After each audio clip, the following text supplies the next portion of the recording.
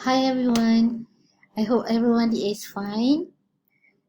This week we're looking at critical reflection manual. So this critical reflection manual is developed by lecturers from UPSI. The lecturers are Associate Professor Dr. Muhammad Hassan, Associate Professor Dr. Intan, Associate Professor Dr. Ahmad Jazimin, Associate Professor Dr. Shakira, Associate Professor Dr. Rosnida, Dr. Mariati, Miss Wong, Mr. Saiful, Mr. Ganesh, Miss Chu, and Mr. Chamil.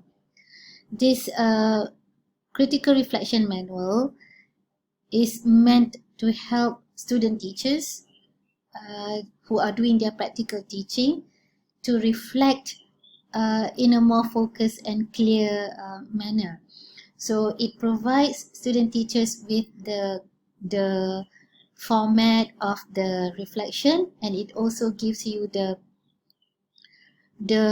guided questions to help you in reflecting. So one of the reasons that a critical reflection manual is being given to students is to help students to reflect at a higher level, at a critical level, because many studies have highlighted that student teachers reflect at the technical level.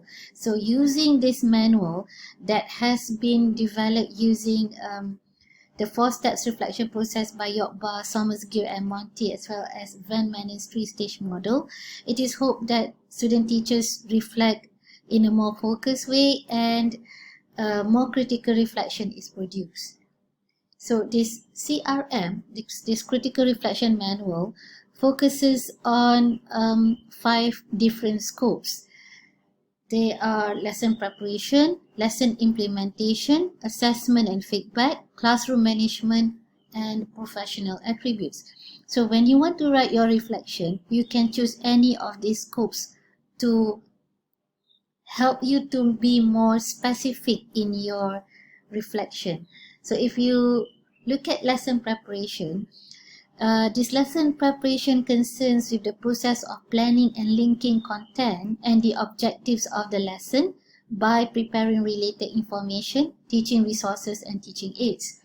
So in the manual, you also have guided questions that are used to stimulate reflection on a particular scope, for instance, for lesson preparation. So there are 6 questions here to guide you in thinking about your lesson preparation. So for instance, how did you prepare the lesson plan? How did you decide on the lesson objectives?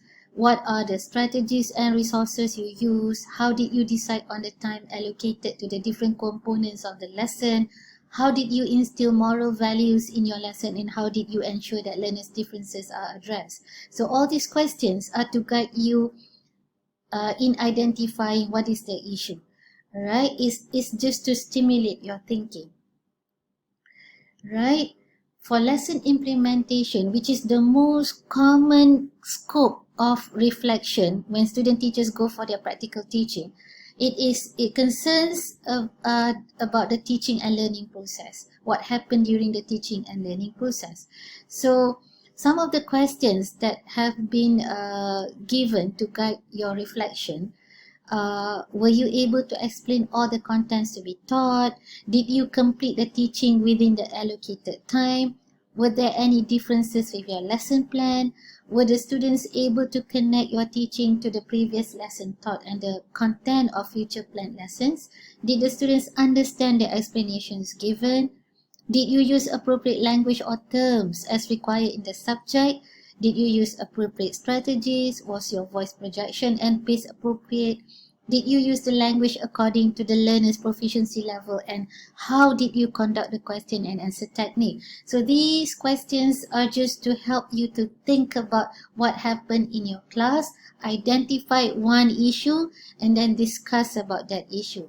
So all these questions relate to lesson implementation. Next, assessment and feedback. So for assessment and feedback, it covers how you assess your learners, and then how you actually give feedback to your students. So some of the questions are: were the feedback given appropriate? How do you identify and monitor learners' comprehension of the content? Did you ask appropriate questions to check on learners' comprehension? How did you develop the task, quizzes, and examination questions? All right. So if you choose to assessment and feedback, so you look at your assessment and you look at your feedback.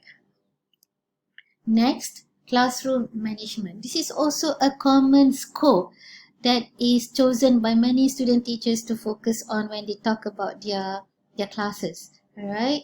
So it covers the classroom management, how you manage the class, manage the learning environment, manage your learners. So some of the questions are, how do you promote interaction between the teacher and students and interaction among the students?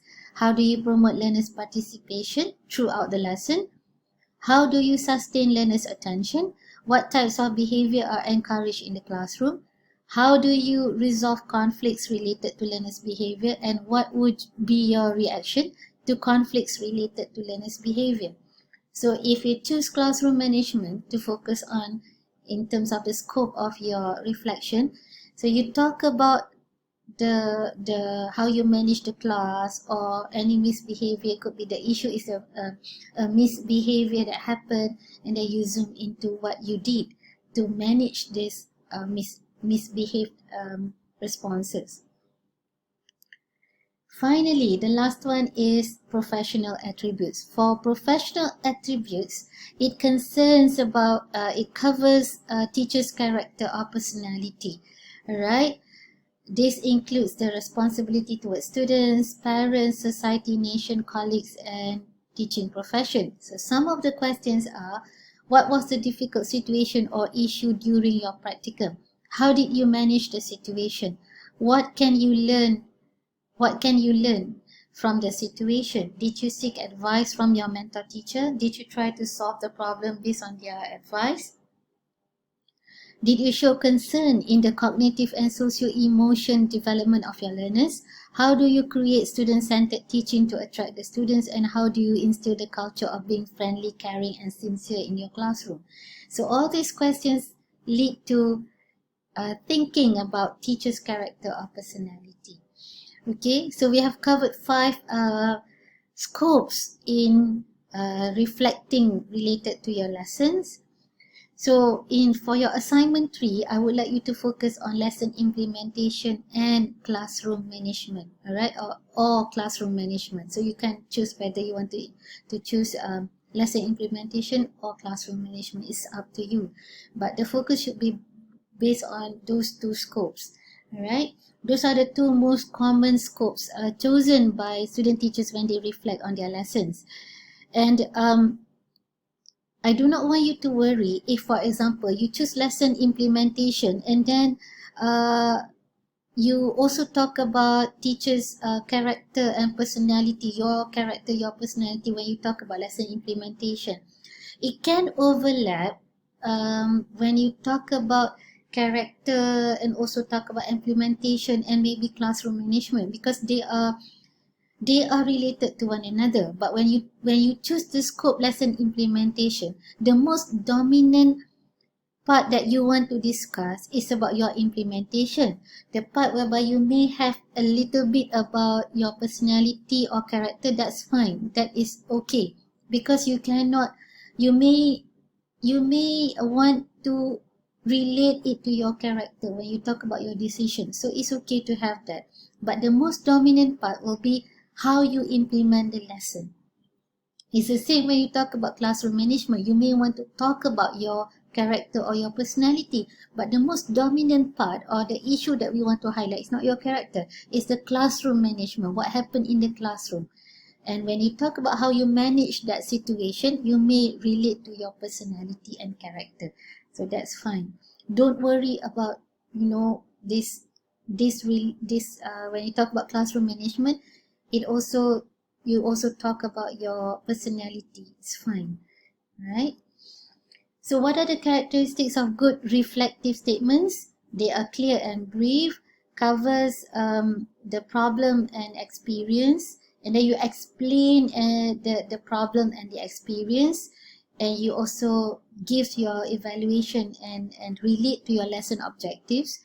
It contains your views about the problem or the issue or the experience and the process in making decisions.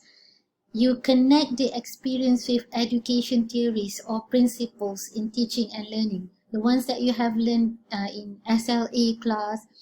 The reason why we have this part is for you to actually connect what you have learned with your experience. If we do not talk about what we learn from the university, the courses that you have attended, then you're not connecting your experience to the knowledge that you have.